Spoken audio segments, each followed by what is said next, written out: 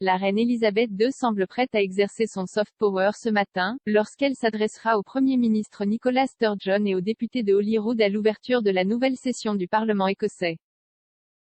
Le monarque de 95 ans sera accompagné à cet événement poignant par le prince Charles et Camilla, duchesse de Cornouailles, connue sous les titres de duc et de duchesse de Rothesay au nord de la frontière.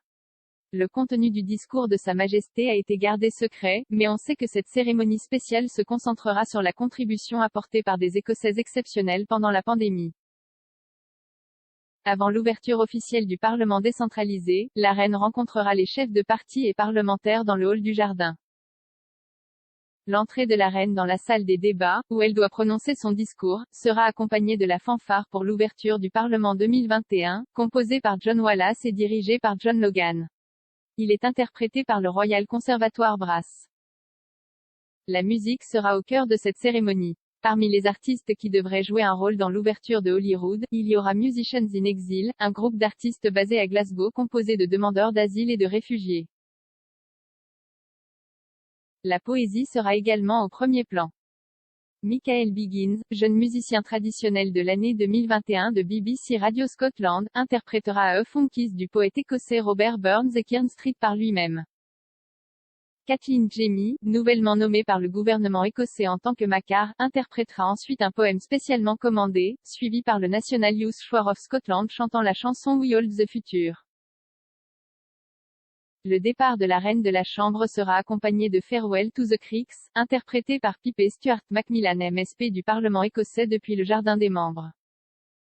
Après la cérémonie, le prince Charles, Camilla et la reine rencontreront certains des Écossais qui ont été salués comme des héros locaux pour leur contribution extraordinaire à la communauté pendant la crise de Covid.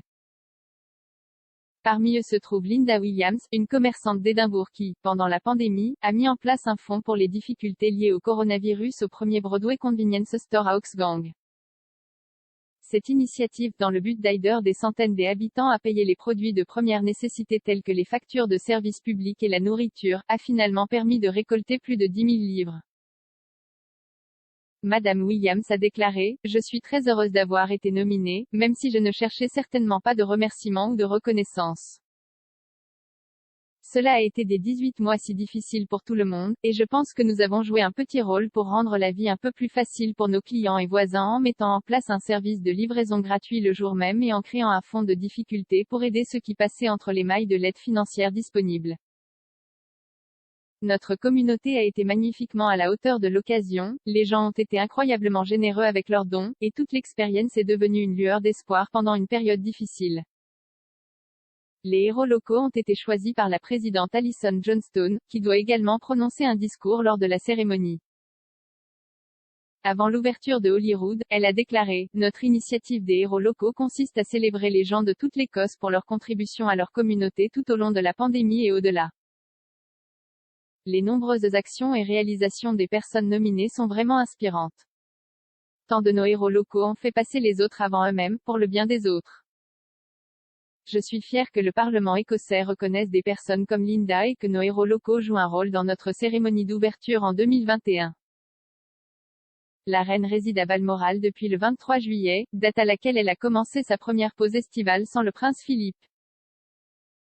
La monarque a officiellement mis fin à ses vacances hier, lorsqu'elle est sortie du château pour rejoindre son fils Charles et les élèves de l'école primaire Cratty pour lancer officiellement l'initiative Queen's Green Canopy, qui invite les Britanniques à planter un arbre pour le jubilé. Le monarque est apparu en excellente forme alors qu'elle aidait le prince de Galles à verser de la terre sur un jeune être cuivré qu'ils ont planté à côté d'un enclos à chevaux et du pavillon de cricket sur le domaine de El Aberdeenshire. Après avoir posé pour une photo, la reine a discuté avec les écoliers et a reçu une carte faite à la main marquant la fin de ses vacances d'été traditionnelles. Annie Hutchin, 6 ans, et Sky Jones, 9 ans, ont offert le cadeau au souverain. La petite Annie s'est souvenue de sa conversation avec Sa Majesté, en disant « Elle a demandé comment nous l'avions fait et a dit que nous avions fait du bon travail.